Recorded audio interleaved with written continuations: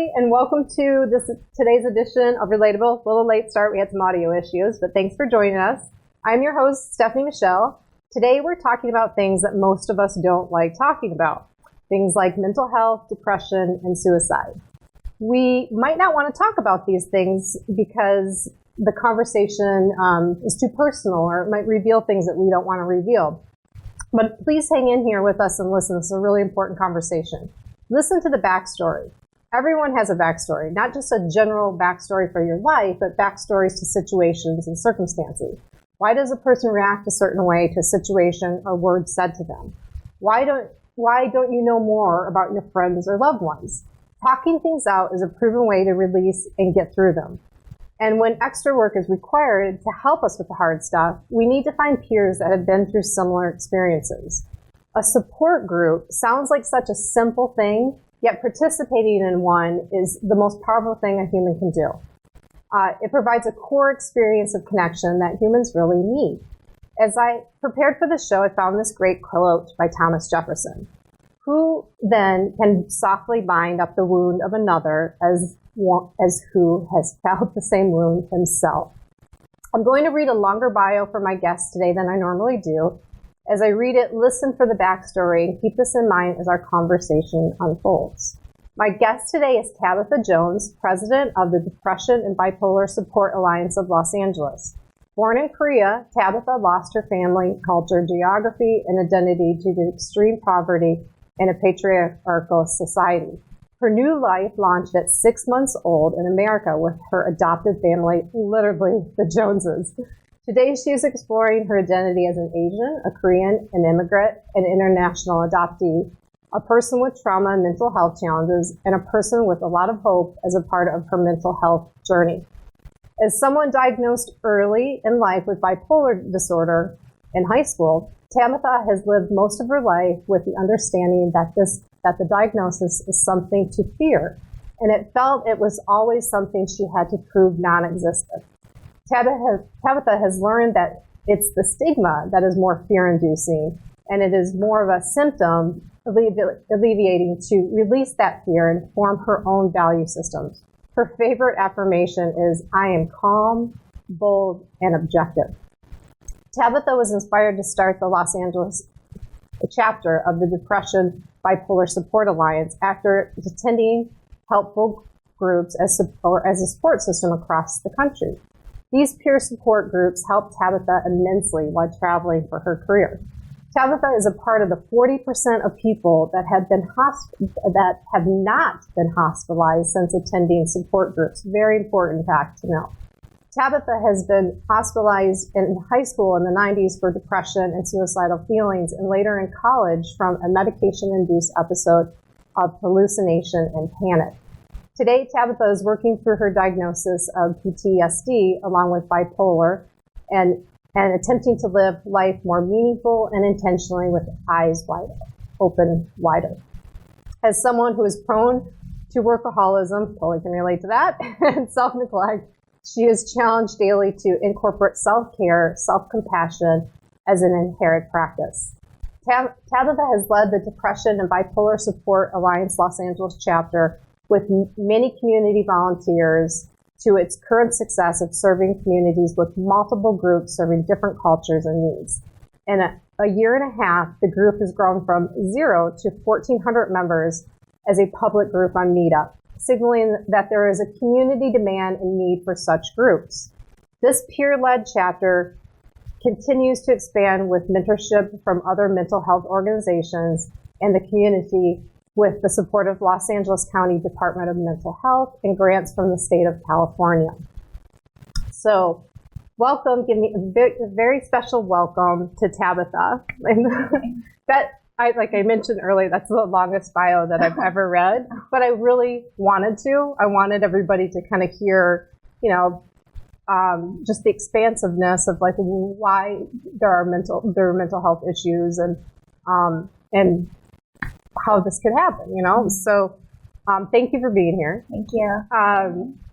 I usually ask, before we kind of dive into the topic that we're about to talk about, is there anything that you just want to clear off your mind that's kind of distracting you that just needs to be said? You have the chair and the floor. I think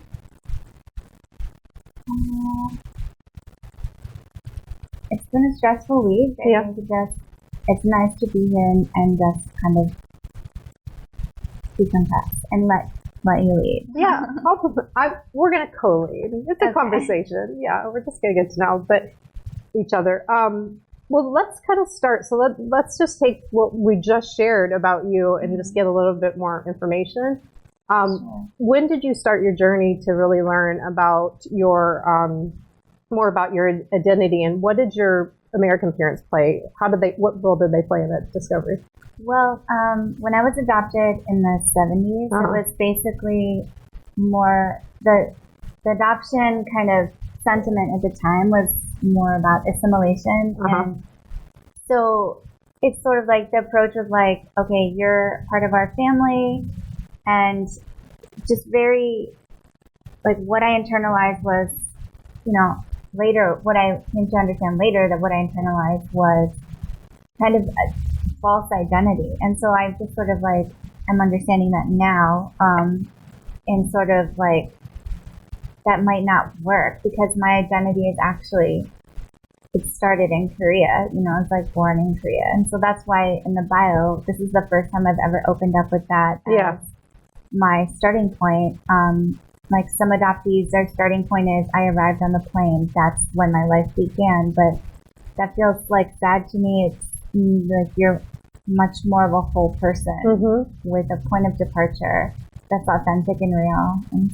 And I suspect, and correct me if I'm wrong, like your American parents, like they did the best that they could. They probably thought, okay, we've adopted this baby, we're going to give her the best life possible, and didn't intentionally not include that part, the 6 months before. They just... The sentiment at the time, that's what I'm saying is like, I mean, that now as, a person who's like 41 and watching different waves of adoption happen and the different approaches, like even in high school when I was babysitting for some, other child adoptees, it was, they were friends. Their families were friends with each other. They did the culture camp stuff, and they tried to have culture incorporated into their lives from where they were from, where they were born originally. But then later, I would see people like my age, like there's a great YouTube movie documentary where this one Korean adoptee, she takes her family to like I think it's the Daughters of American Revolution. And I had the same experience. Like my family was telling me, no, you're part of us, you're just part of our family. But no, like actually there's a DNA. Like I can't literally be part of the family if, you're saying that the ancestry is like Daughters of the American Revolution. Literally, I'm like not like, so that breaks this sort of thought process, sentiment, or, not really delusion, but kind of. Yeah.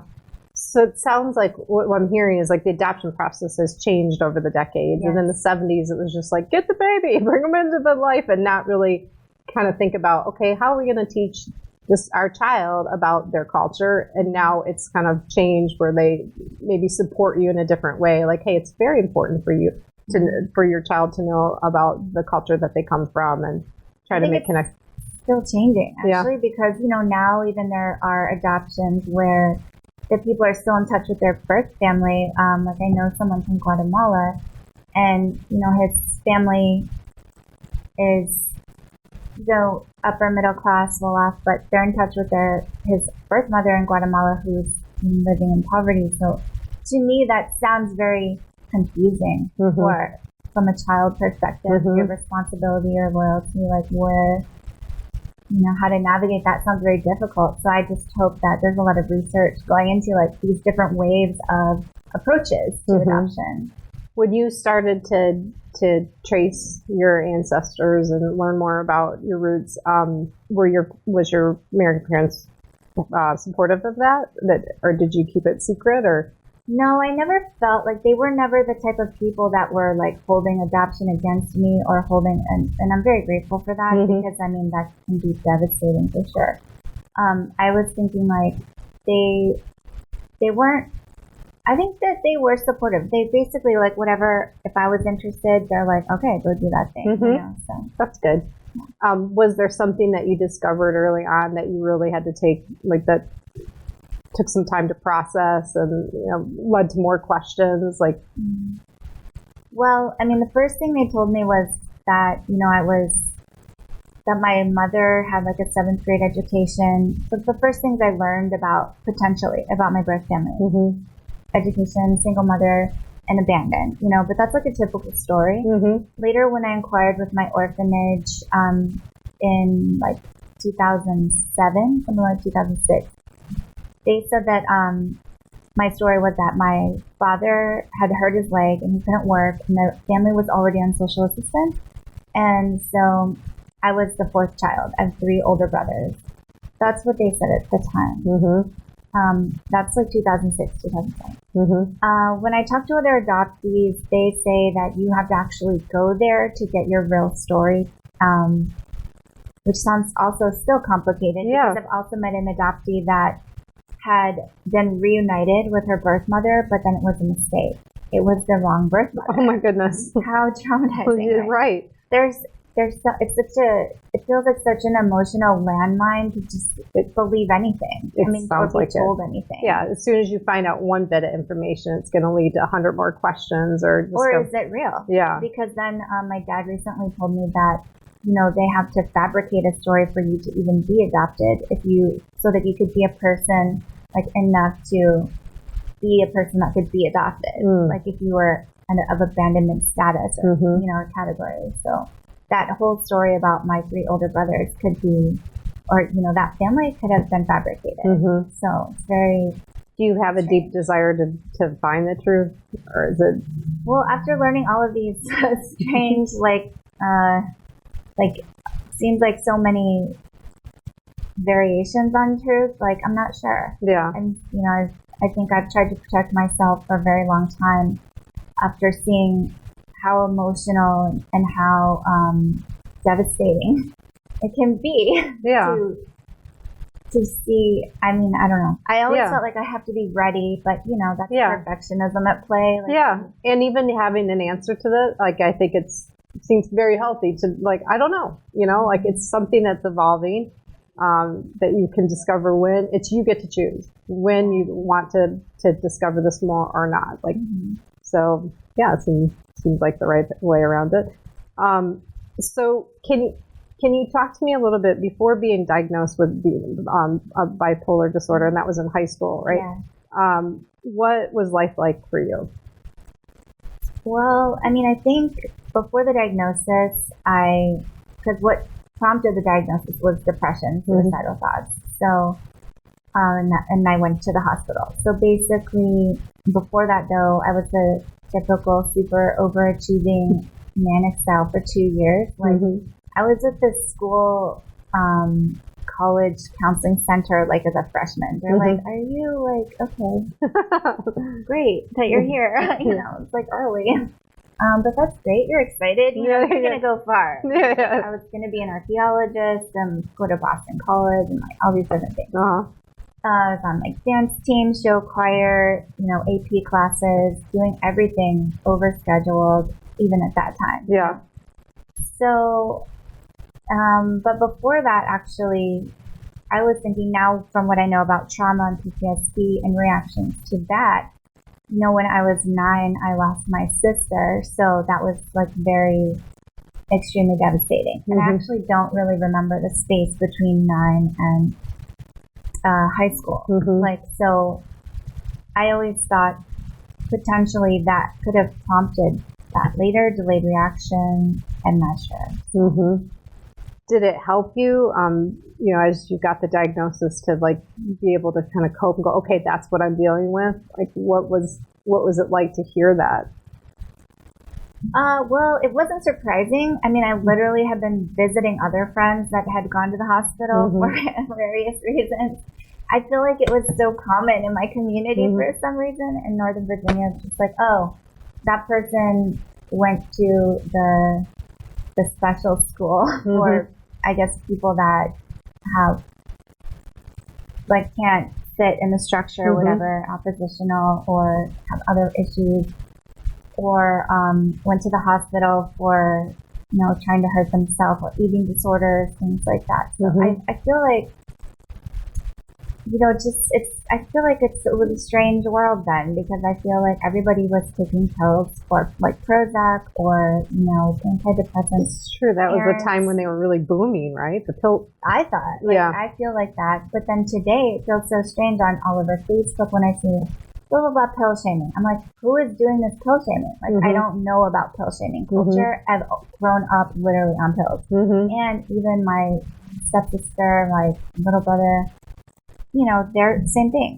They're on pills. I mean, I really don't know who's doing this pill. I feel like it's perpetuating stigma to say that pill shaming is happening, but at the same time, I don't know. Yeah, I've never seen a pill shaming post on Facebook. I mean, I do think there's issues with pharmaceutical companies and and medical professionals oversubscribe.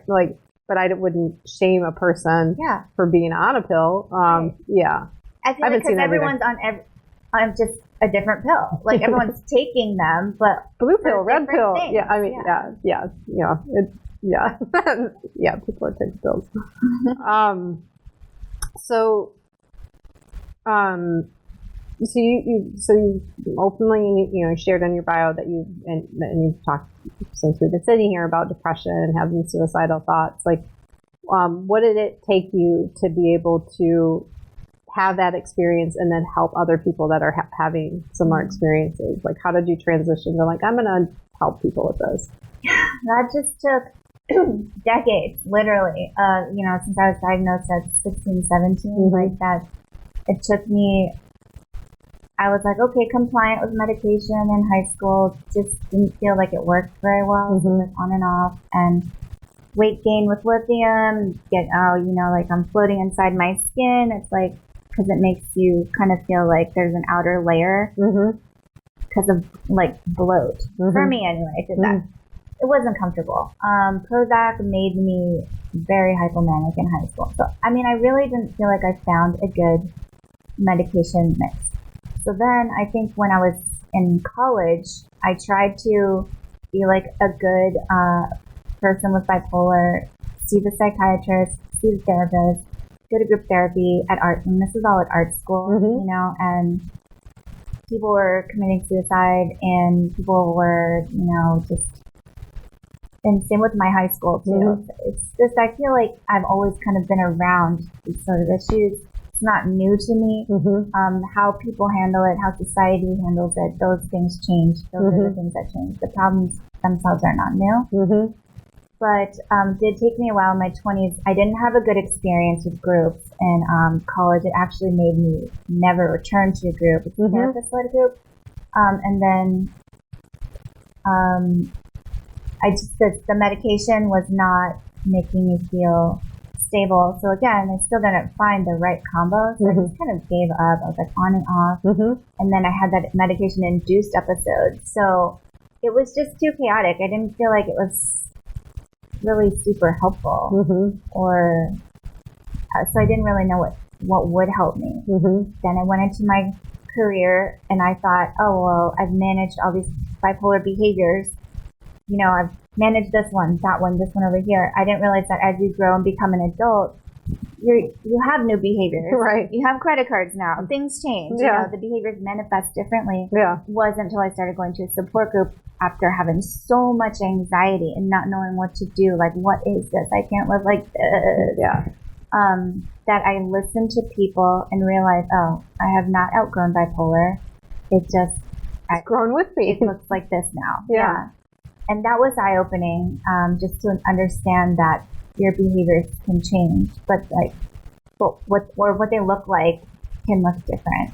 And you talked earlier, so the first group that you had a bad experience was led by a therapist. And this new group, was this just peers? It was just peers. It was the Depression Bipolar Support Alliance National Capital Area chapter in DC. So it's similar to our LA chapter, where you have people coming in from all around, the suburb area. So there it was the DMV area. People would drive in because it was a safe space, a nice space. You had people across the socioeconomic spectrum. Everybody there connected by same issues. And the person that facilitated it had the same issues, but was maybe given a little bit of training to facilitate, but was not a therapist.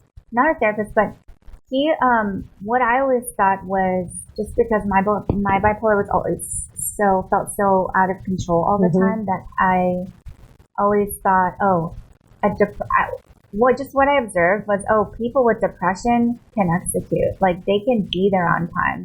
They will show up. They will operate. Yeah. And I just thought, like people with mania, erratic, it's, you can't know if you're going to show up for the group and facilitate it. And I just thought, even when I was traveling across the country, that the people that were facilitating had more depression. But then when I moved to California, there was a facilitator that had bipolar 2 like myself. And I was so impressed that, he was there 3 times a week, basically, and doing a group 3 times a week, leading it, consistent. And that very much inspired me to people can do this.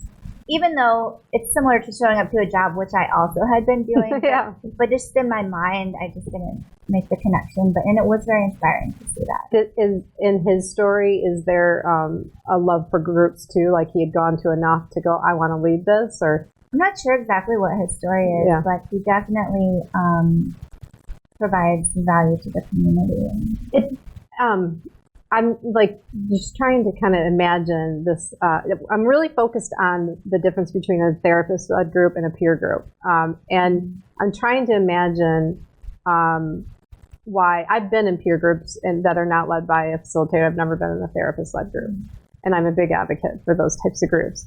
But what's coming up in your share for me is if a therapist was leading it, it would kind of feel like, I can understand how it would kind of feel like that person's an outsider, like that person hasn't had this experience, and so all the things that you're trying to deal with on top of being judged, or well, I have an absolute right answer for you, seems like that would be an added layer that just wouldn't work. It wasn't actually the fact that it was therapist-led. It was just that it happened to be in that therapist-led session, somebody dropped something so disturbing that I was like, are you serious?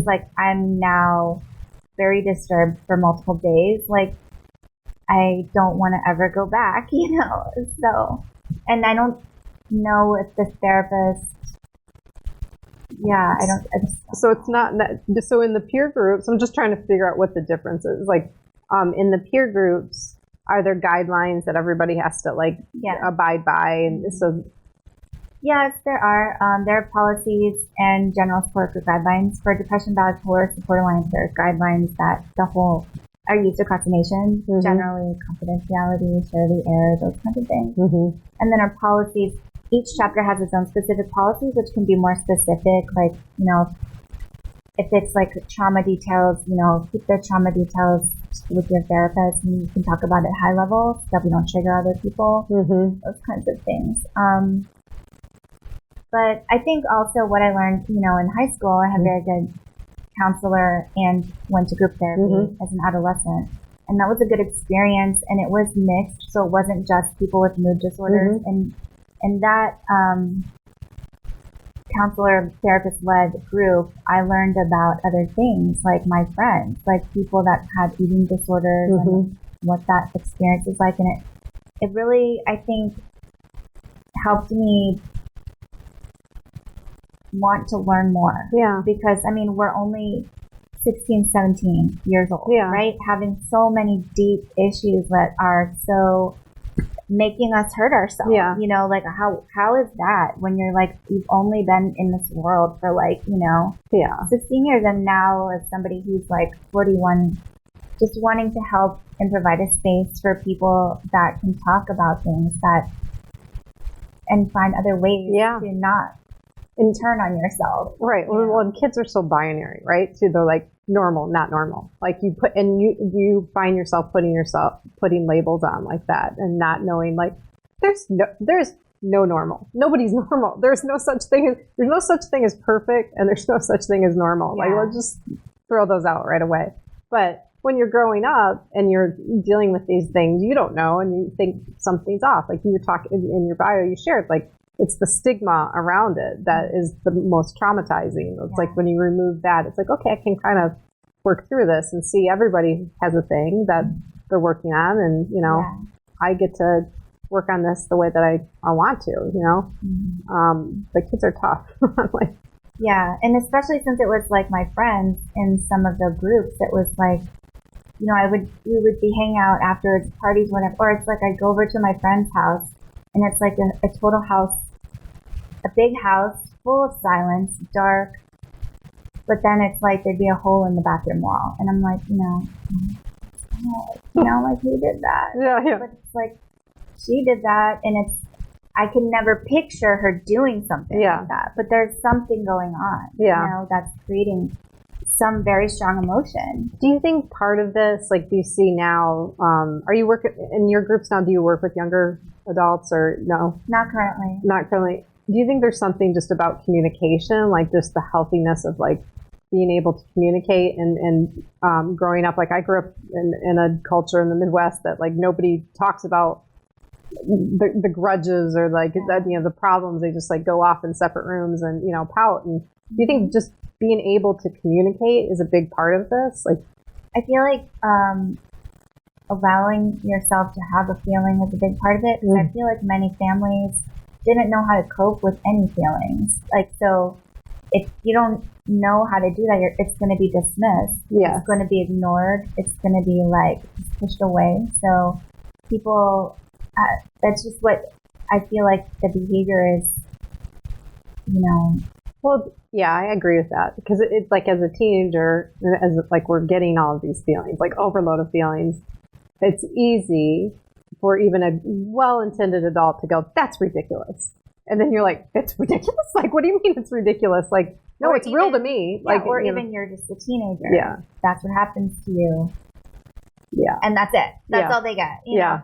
So. Oh, yeah. Like, oh, this is normal. You're a teenager. Get over it. Kind of like that energy. Get over it or something. But yeah, during that time, the person is going through something. And I think they don't even know what they're going through. So I really feel like what I've learned in my mental health journey in this past year and a half is to like take the time, feel the thing, try to figure out what that label is of the feeling of the thing. And then, is that the accurate label?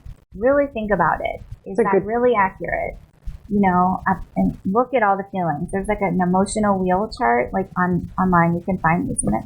It can be very complex, and you could be surprised about which emotions are related or subsets of other emotions. And it's really helpful to learn that, because then you can make decisions and decide.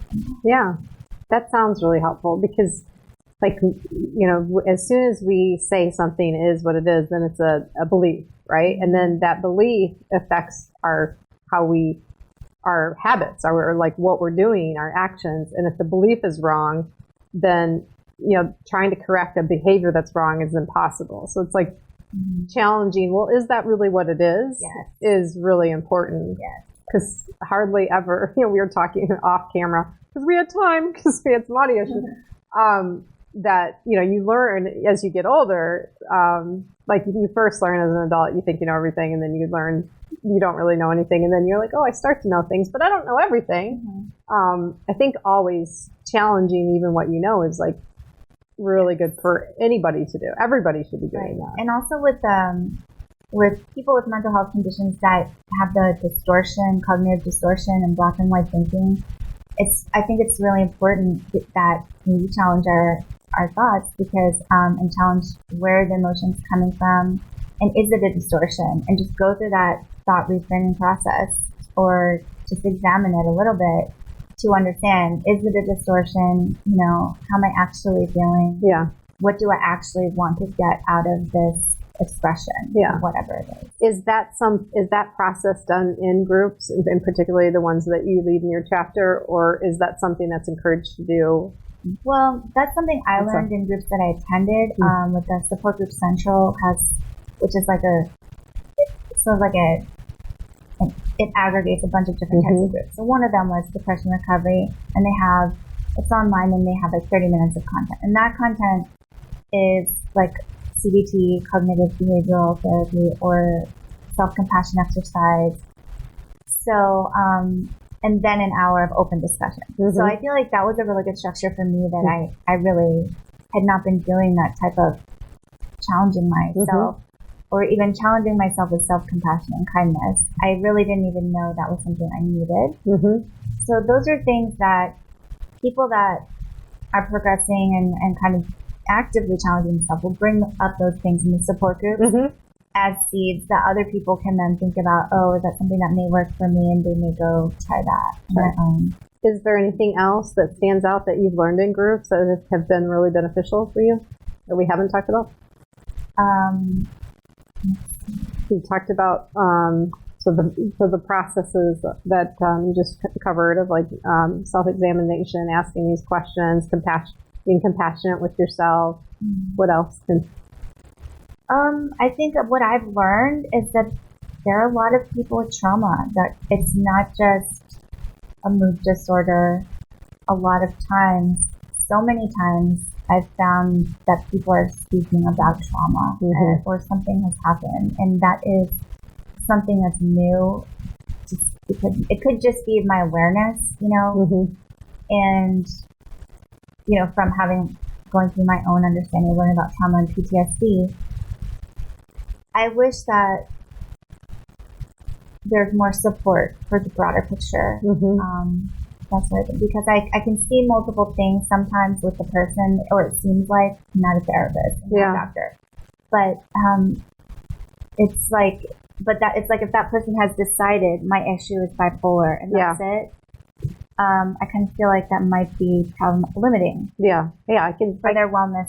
Recovery. I can understand that. I this issue around trauma, I think a lot about, and I think that we've never been told, we were not as children, a process for dealing with trauma, what it really is, to talk about like what things could actually trigger you in a way that like now every time you get close to that experience, like you're experiencing something.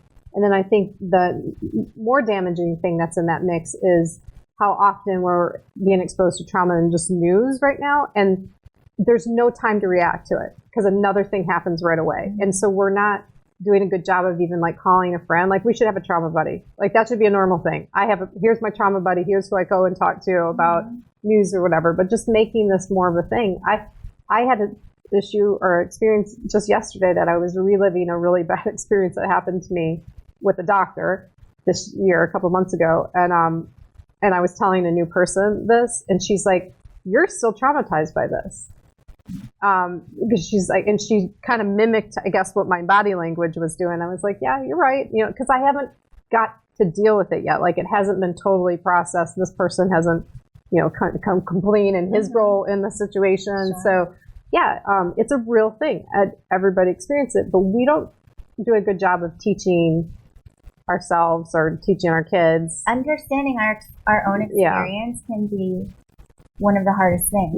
I mean, for me, so understanding what the effects of trauma for me were, like a separation at birth, losing a family, losing culture, all the different lenses of identity that I have visited over this past year and a half and like kind of glimpsed through to kind of see like where I feel comfortable with my identity, has been a very long, comprehensive, complex, extensive journey. And that took me into community identity. It took me into ethnicity. It took me all over the place. And I just feel like taking the time to pay attention to myself, how I feel, who I am, was so important. But not everybody gets that time. Not everyone takes the time. Not everyone values that or can understand the value of that. So I think I hope that people can learn more about themselves.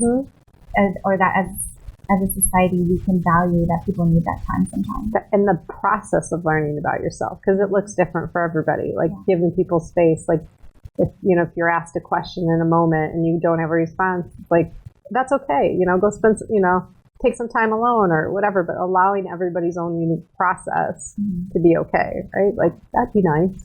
Like that's the best thing I think that I learned about being in the hospital in high school for so long. no one really knew like what the problems were. I didn't know what the problem was. But given that space to just kind of let things surface, what are those things, and like figure it out. That is what inspired me to create the space in my 40s to just do that again because I needed it. Why do you believe support groups are not promoted more of a solution in the medical community? I feel like they are. I feel As like they are now. There's like maybe it's just a wave of like peer support. But I mean, originally in like 2003, when I was starting to go to BSA groups, the whole sentiment at the time was medication and therapy. And then that means you're managing, that means that you can achieve stability. And support groups help with compliance for medication and finding a doctor. So I feel like that was already there. Maybe not as broadly or as pervasive as maybe today, but I think that therapists in the community now understand that support. Like one thing that I say is like, okay, somebody can go to a support group and go through 6 therapists, go through 3 psychiatrists, on and off, but the support group sees all of that. We see that person's entire journey, and that's the value. We can give that person feedback, encouragement, and on wherever they are in their journey. Whereas the psychiatrist is like, what happened to that person? They wanted to try CBD and I said no, and now they're gone. It's like, or whatever. Just different. There are different things that can make people drop off and stop participating when it could be more collaborative. And I think that the drive towards whole person care and collaborative care, partnering with your doctors, is much more of an approach that is becoming more widely accepted. As well as like harm reduction. Do you feel like you had to be taught to be an advocate for your own to advocate for your own well-being and health through the medical community, like not just taking this therapist or this psychiatrist word per se, like you had to learn like, you know what, I don't know, that doesn't feel right to me, and I'm gonna ask a question, or I'm gonna challenge that. Or I think that support groups really help with that because they help me understand that I'm in charge of my own life. Like I can self-advocate. I have certain goals. Like I'm struggling with this thing. You're a professional that can help me work that thing out or help me manage, or, so leveraging the expertise instead of feeling like it's a top down, like I have to do it, rather than a compliance approach, collaborative. I'm as you're speaking, I'm reflecting on my a positive experience with a doctor recently, and it's my eye doctor, and he's so funny because he'll say like, okay, this is what I think we should do, but what do you think? Tell me, and we'll go through all the variables. And he's like, okay, because there's no perfect solution, but I want to know what you're already leaning towards and support that, and that's an amazing experience, that he cares about my own experience and what, potentially is the right solution. Like, I don't think every I've definitely have not experienced that, with a lot of medical practitioners this year. I had a fall this year, it knocked my head open. And so I've had some really just flat out bad experiences with healthcare. And I know that I need to learn and ask questions, but when you don't have a person that's even like listening and encouraging you to talk and speak up about stuff, it's really difficult. And I really learned that it's my job to provide context. Like it's my job to give them so much context so they can understand and try to give me a recommendation that is going to fit. Like you're saying, if you're not buying into what they're saying, you're either going to drop the doctor or you're going to quit taking the medication and not tell the doctor. None of these things are helpful. Right. That's so important, I think, what you just said. Like we are, in every level of our lives, are on the hook for our own context, and sharing those details. And, it's a fine line. Like, what if you start telling yourself a story that's not serving you, and you're not honoring all that details? We're all guilty of it. We tell like a friend a cute story and we leave out 3 details that like actually would shift the story significantly, because in the time we want it to be short or we want it to be more funny, but there's more there. There's a comedian oh gosh, I think her name is Hannah Gatsby, maybe. She has a show on Netflix right now called Nanette. Do you remember that? And it's really, you actually probably dig watching this. Okay. She did the show to say, I'm quitting comedy. And one of the reasons why she wants to quit is she's done this like really what's the word? Like where you're making fun of yourself. Oh, self-deprecating. Yes, that kind of humor. And she's like, people have laughed. I've made a great career about this. But in doing it, she left out significant pieces of her own story that were traumatic and she needed to heal from. And she's like, I need to, wholeheartedly move on. And like, I'm going to have to drop this. She is a gay woman. She had to, come out. She was beat. She had all these horrible experiences, but she would only tell the funny part of that story. Yeah. And she realized, like, for her own well-being, like, I can't, Like Margaret Cho. She's telling it like it is right now on her comedy. About her sexual traumas and stuff. Yeah. And they say that it's true about a lot of comedians. It's like from a really dark place, so it's interesting to see. It's still very funny, but like that show takes a turn and you're like, ooh, I'm feeling that. Like it's so wholehearted and it's beautiful. I mean, to see a person like, I've got to just own this and like just be real. I mean, I think in LA, what I see so much is people doing artistic creative expression. And what I've learned is, not having a career that's that creative. I feel like writing down how you feel, doing the journaling. I mean, I never was a fan of this disciplined journaling thing, but there was one time when I was like withdrawing from medication, and I guess I had so much rage and anger. And I did journal. I like rage journaled, and it was so cathartic. And I was like, "Oh, this is why people like this." But it's just not something I can bring myself to do. But I definitely, after doing that, understand the value. Yeah. And also, even when you write a communication that is letting someone know how you feel, then it's like out there. It's like let go. I agree. And I definitely have come to really cherish that ability more, and want to do that more. Even though there's vulnerability that comes with that, I feel like it's so helpful. Yeah. But it's not something I just ever did. Yeah. Like, naturally. This is why I love cuss words. Because like as soon as I like if I'm upset and I'm like, every bad word, it's like, it's gone. It's, not every time, but like it does release it in a way. It like takes the charge away.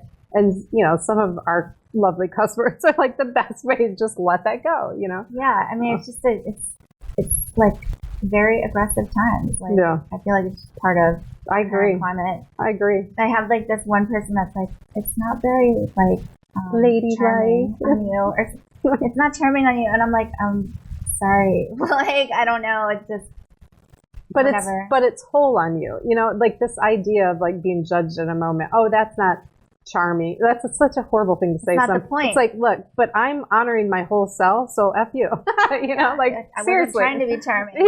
Yeah, this was not my charming moment. You want charming? I can be charming, but in this moment, I'm going to be what I need to be. Yeah. And let's move on. Exactly. Yeah, that's funny. Well, I love your personal affirmation. I just was like, oh, I love it. So I'm going to say it again. I'm calm, I'm bold, and I'm objective. Yes. Do you remember your first experience using those words? I just saw it randomly on an affirmation app earlier in my recovery journey, mental health stuff, and I was looking at all these wellness apps. Because once I realized that I've been doing a decade of therapy, medication, like erratic therapy, whenever here and there, whenever I could do it, trying all different medications because I thought that's what I was supposed to do to make it work. It's not working. It's high functioning, so stressed out. Trying to just stay high functioning, But when I realized in this depression recovery groups that when I saw that people were actually doing real work with themselves, I felt so deeply disappointed in myself. Like, I don't want to kill myself, but I definitely felt a lot of despair. Like, I'd wasted so much. I had all the books. Did I read any of them? No. Here are people that were actively participating and reading some of the books, doing the exercise, and it was working for them. So that's when I realized, okay, I need to just listen and do a little bit more here. Maybe there are more things, that book that I have, the one exercise, even though there are 300 exercises, do one, because I think that was the thing. I think maybe I was overwhelmed, the whole meditation thing, the whole CBT thing, it's just too much for me while I was trying to stay high functioning. I couldn't make time for it. There's a lot in what you just said that I can relate to, and I think it's really important to reiterate. So, starting with just one thing, when things are overwhelming, just like, where can you start? What's that one thing, right? Like, don't look at the big thing. It's not the whole book that I have to read. It's one chapter or one exercise, right? The other thing that I really admired what you just said, this idea that, okay, everybody works on themselves in some way or the other. Like, sometimes you're working on, your outside self. Sometimes you're working on like, oh, I would like to eat healthier or whatever. Like, having some loving compassion around, like, yeah, we all need to work on ourselves. Like, nobody's perfect, we're learning different lessons at different times. And just being okay with that. Like, we're going to have to do that. In the affirmation stuff, like, so there are multiple apps, and like there's one that I like where you like press the button, and every day there's a new affirmation, and then it goes like, and the words show up, like, they become clear from like nowhere, and then it's so I saw that one, and I felt like that's a really good goal for me. I want to always come from that point of departure, because feeling like a spaz for like most of my life, so high strung, so anxious. I would love to be able to like be calm, bold, and objective.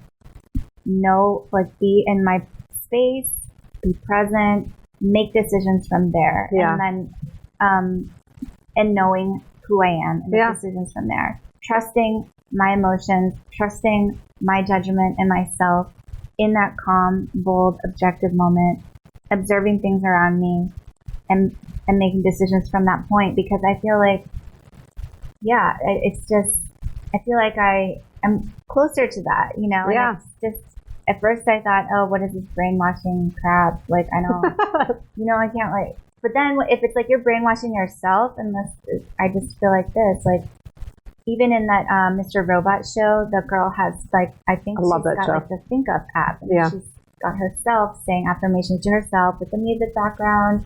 And I was like, oh my God, I have that app. And then I'm like, yeah, it's different if you're brainwashing yourself to yourself. Seems healthy for me, because you're kind of like, it's reinforcing for yourself. Yeah, so, that's what hypnotherapy is. If you've ever been hypnotized, it's really just you're using your own words that you want to believe to put in your system. Yeah, I've done it one time. I really enjoyed it. Oh, cool. It was beneficial. And that's the thing too, is that like, there are so many therapies and modalities, right? So many ways that you can care for yourself, whether it's eating healthy or, looking at a different therapy or doing some self-care, making that challenging phone call, knowing what all the things are and being able to pick like what you can do today. Pick out of all of those things, what's the thing I can do today for self-care.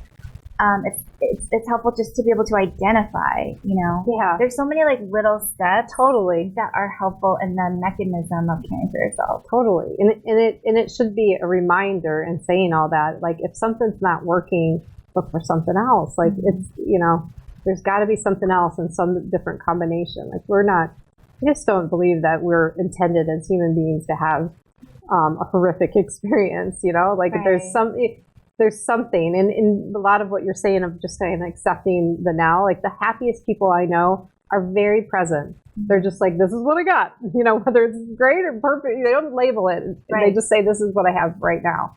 And they just own it, and they smile a lot about that, Getting with reality has been huge for me.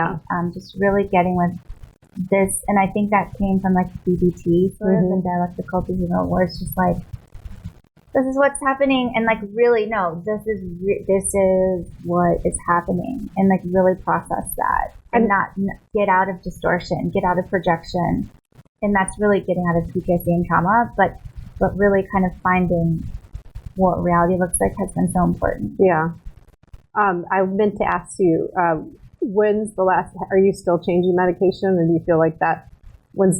How often have you changed or tested? I've been on the same antidepressant now for like probably almost a year, almost a year. Well, maybe less than that.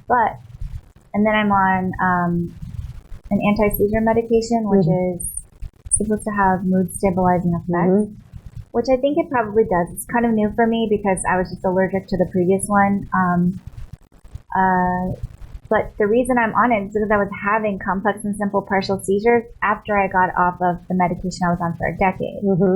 And so I don't, they're like, well, we think that since it was a mood stabilizer that you were on for so long, that it was masking the seizure problem. But I'm like, I don't know. I feel like it gave it to me. I really feel like this is really sketchy to be having this. And I really don't think I had it before. Yeah. Anyway, whatever the reality is, I have it now. Yeah. And so I'm on this medication to actually now troubleshoot seizures and also see if it does what the benefit is from a mood stabilizing perspective.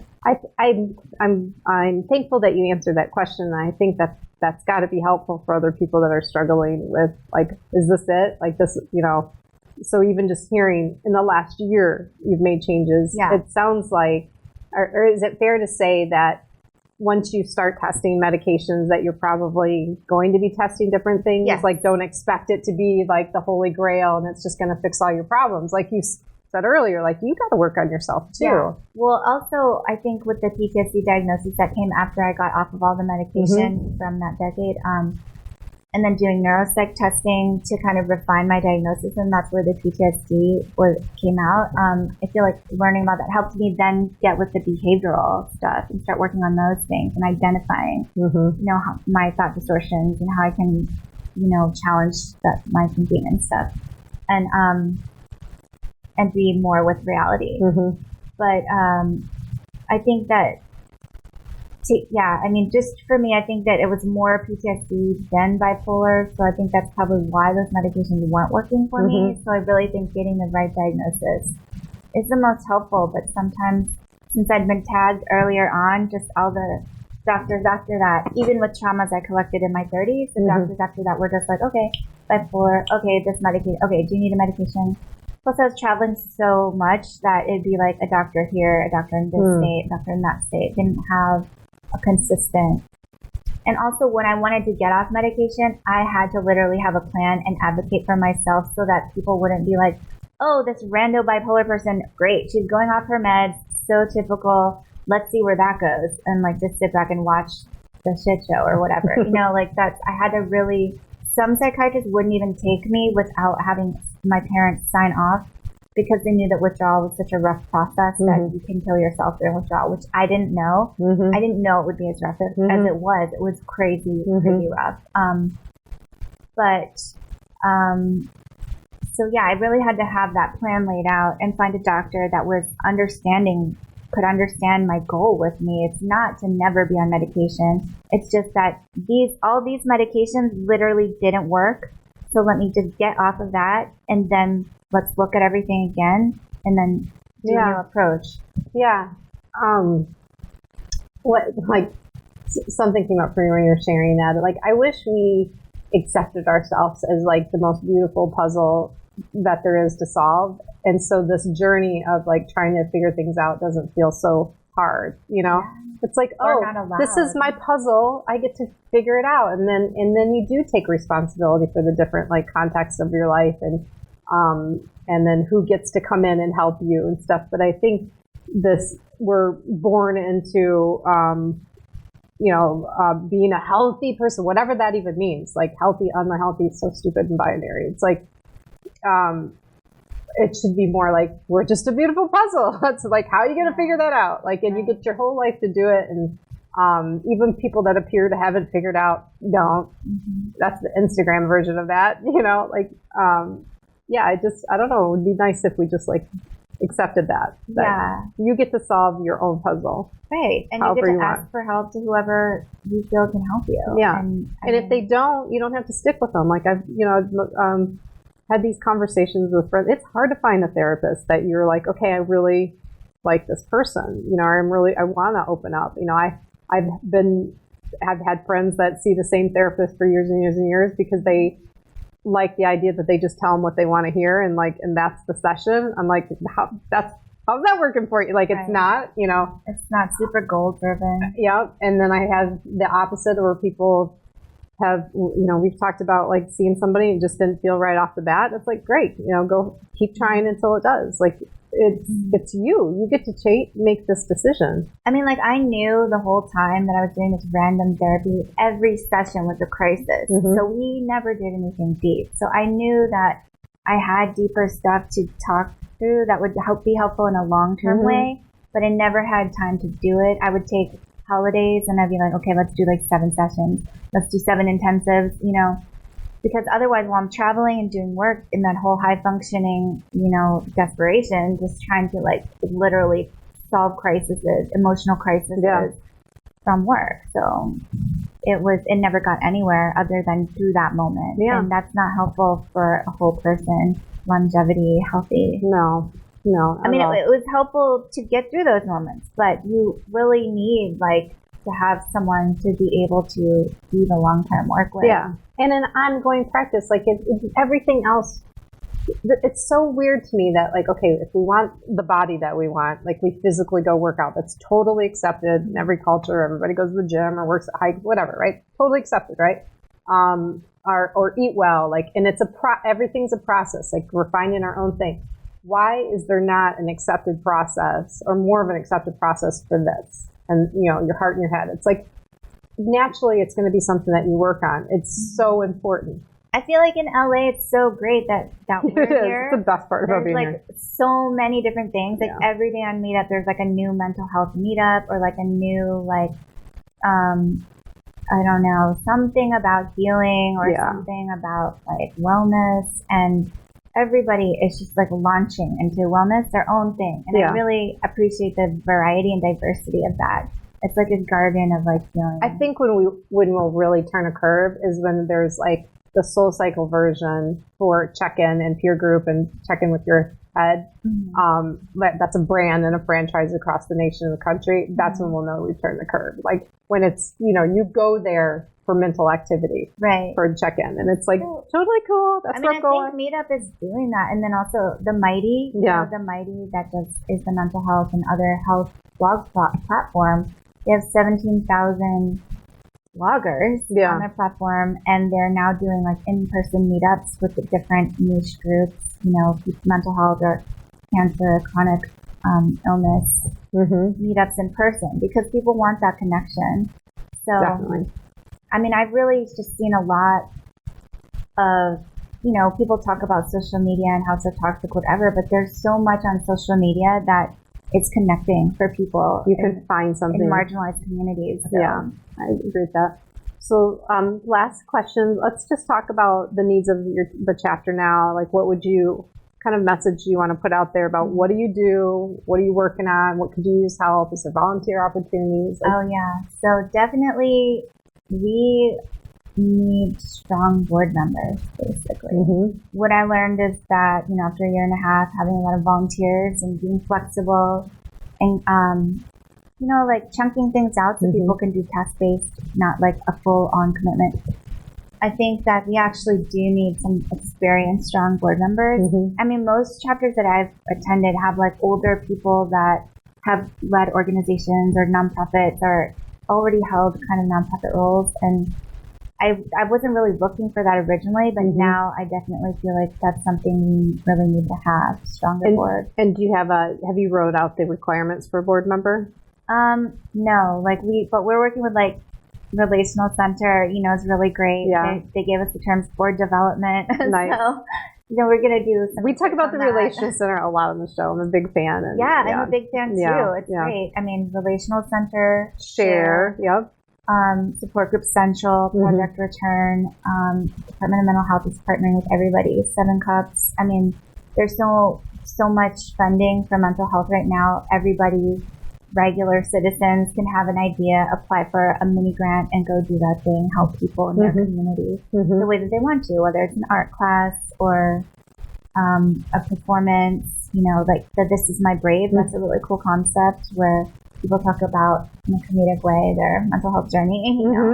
That's awesome. There's so many great things happening. There's a lot of things that you mentioned in the show that I'm going to try to press you for so we can share in the archives. So the affirmation apps, maybe some of the things that you just talked about, so we can put that out for people to make some decisions. And well, is there anything else that you want to share? Our time's almost.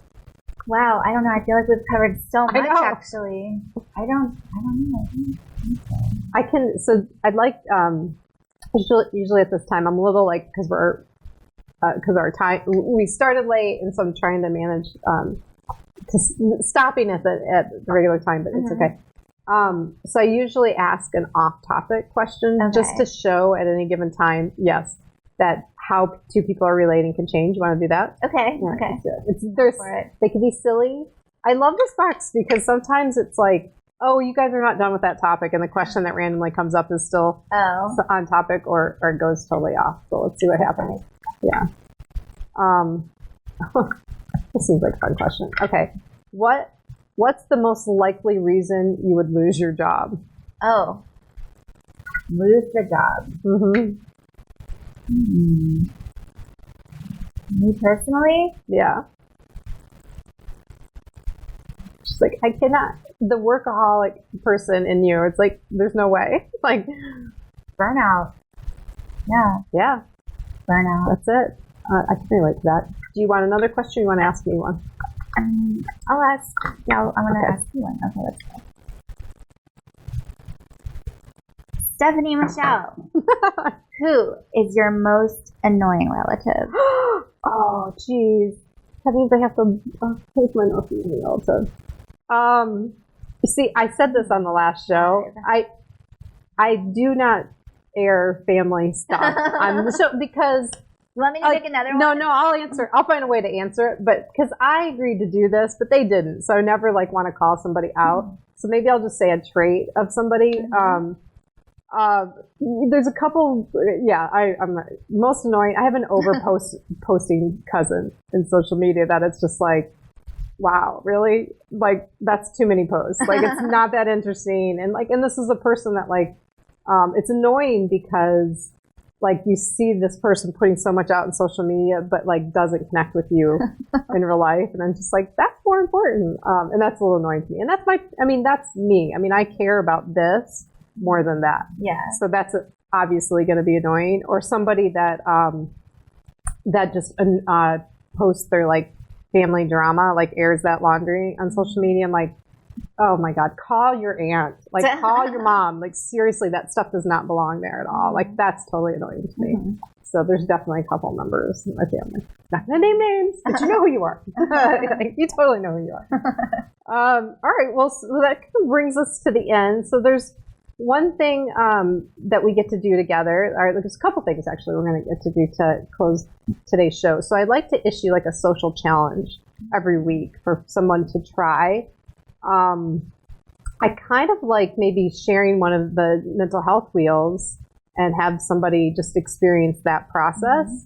Mm-hmm. Would there be anything else that you'd want to encourage people to try? You probably have a lot of exercises that you guys have used in group, and then is there one that's more helpful or that stands out? Exercise? Yeah, something something that would help somebody socially, and socially doesn't mean that they're doing it with somebody else. I think journaling sometimes helps work out something where you can go and communicate it, to a person. So I think in our women's group online, sometimes we do one. It's a sentence that says, I love myself even when, and then you fill in the blank, and then it's a self-compassion. So it's even if you did this thing that you feel bad about or whatever, you can still keep going. So it kind of allows you to move forward from this point of acknowledgement, and then just keep moving forward. I like that. We can do that. I think our last week was I love you challenge of just calling a friend, go, I love you. We always go, love you, man. Or shorten that, go, no, I love you. That. Mm-hmm. So that seems in line with last week. So then the social challenge of the week is a self-compassion exercise where you would just take the sentence, I love myself even when and fill that out. Yeah. And just let that ride. All right. Down, and you can do it multiple days. It can change. And that's the thing with all these exercises. It's like, even if you do the exercise of like, I'm proud of myself, 5 things of why I'm proud of myself, 5 things I'm good at, 5 ways that help someone. You do that today, and like without overanalyzing it, without trying to think of just writing it. 2 days later, it can be different, and then appreciate the variety because you're a diverse person, you're a complex person. It doesn't have to be like these top 5 things, and that's it for the whole life. You're not defined by like just those things. Like you evolve, you enrich every day as a person. So your priorities and the things that are important will change. I like that. And do you think I always say, even if we do these exercises together, it's bonus points if you share it with somebody. So like acknowledge, like even when I do this thing that it's not my best thing, like just because I think some of these things that we keep secret and hold and say, oh, this is the not good part of me. We give it power when we keep it secret. Yeah. So like releasing it is like, oh, it's not that big of a deal. I've shared some things on here where we've got off camera, and Beatrice, who you're not meeting today, that's here, she's like, I do that too, and it just it just changes it. It's like, oh, that thing is not a thing anymore. So I think sharing it is really important. All right, well, so the last minute you get to do, I just get to listen, but I love listening to this. Is you get to share a heart swell to somebody that's just basically a shout out and acknowledgement, just some meaningful words that say, hey, I see you and you've really, made a difference in my life and I appreciate you and I want to share this. The reason I ask guests to do this is I just think that we need to do it more. And it's not scary to share deep emotion. And so I'm hoping that people see it and then they go do it, or they call somebody that needs to, that they need to acknowledge, and hoping that, Is the person or it's the good thing about Heartswell on this particular show is there are no rules to Heartswell. There are no disclaimers. So you can say it to a group. You can have a couple. Are you willing to do it? As long as you're willing to do it, then you can share it to whoever you want. And this is the time to probably look at the camera and say, hey, person. Hey, person. I think this one is just going to be for everybody that I know. I feel like I really hope that whatever everyone is going through, people can get to a place where you're coming from your most authentic self. That you can give yourself the space and the time to find that person within yourself. That can always be that core point of departure for everything that you do in your life. Yeah, I actually felt that Heartswell. I got a little tingly, and I just want to add to that, that you finding your own authenticity is a big thing, and it's a source for happiness, and allowing somebody else to do the same is an amazing gift. And that's like how you can be an ally to a community that you might not relate to, but I'm an ally to the LGBTQ community, and it's for this reason, because I believe everybody deserves the right to be their authentic self. Yes. So, allowing somebody else to do that is the greatest gift, and I just encourage that too. That's needed. So I got a little goosebumps on that one, because that's an important topic to me for sure. And on this show, we talk about it a lot. Yeah. So that is now the end. That brings us to the end. So you did it. We did it. Even with all of our audio issues, we had some technical difficulties. We all did it. To team on this side, Elijah, thank you for working through that. We never know. Sometimes with our equipment, it has a mind of its own, but we got through it. Your website, so it's dbsalca.org. LACA.org. Did I say it wrong? Yeah. It's on the screen. It's on the screen here, and then we'll share the link, and then I'm going to talk to you after the show about affirmation apps and some other things that we can share as a resource too. Definitely. I really appreciate you being here. Thank it was a great conversation. I think hopefully it was helpful to people. Next week, we're going to have Officer Dion Joseph. We've been talking about him for a couple weeks. He serves the local downtown community, and particularly Skid Row. We're going to have a talk with him. And take the social challenge of the week. I'll share all Tabitha's archives. And, again, thank you for being here. And I'm just going to sign off like I always do. Guys, relate with more curiosity. That's all it's about. Curiosity for yourself and for other people. See you next week. Bye.